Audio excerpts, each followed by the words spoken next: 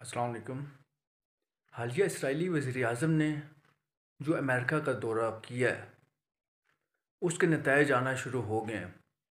Trump نے جو یہ غیر قانونی قبضے کا عندیہ دیا ہے یہ بالکل بھی غیر منصفانہ ہے، ٹھیک ہے، یہ بالکل بھی غلط ہے۔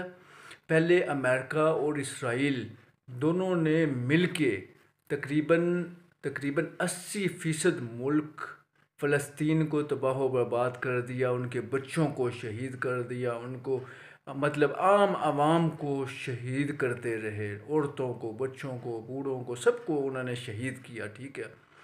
80% ملک کو تباہ کر دیا فلسطین کو۔ اب جو جو زمین بچی ملبئی ہے، جو زمین بچی ہے اس کو امریکہ کہہ رہا ہے جی اب ہم اس پہ قبضہ کریں گے تو یہ ہوگا، تو یہ تو بالکل بھی غلط ہے۔ ہماری یہ ڈیمانڈ ہے، ہم اس پہ یہ تبصرہ کرتے ہیں، ٹھیک ہے، کہ فلسطین کو الگ آزاد ریاست ہونا چاہیے۔ اسرائیل تو ہے ہی ناجائز، اسرائیل تو ریاست ہم مانتے ہی نہیں ہیں نا، اسرائیل کو تو کچھ بھی ہم مانتے ہی نہیں ہیں، ٹھیک ہے۔ اور یہ امریکہ کو پھر اس کی سمجھ نہیں لگے گی، کیونکہ قدرتی آفات جو ہے نا امریکہ وہ نہیں روک سکتا، ٹھیک ہے۔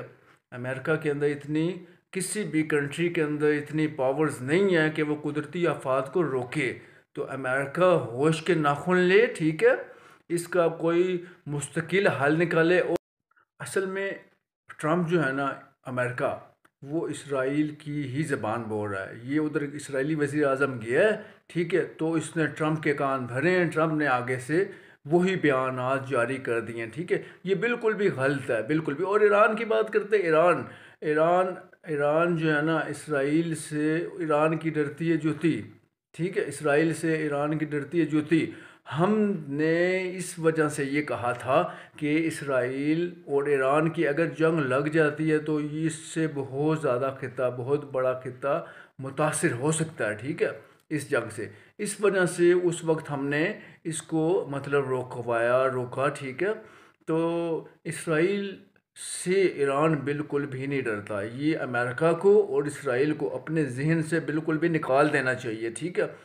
ہم اب یہ کہتے ہیں، ٹھیک ہے، کہ ایران جو کر رہا ہے کرتا رہا، اس کو پابندیاں بھی ختم ہونی چاہیے، بالکل بھی غلط ہے امریکہ کا پابندیاں لگانا ہے۔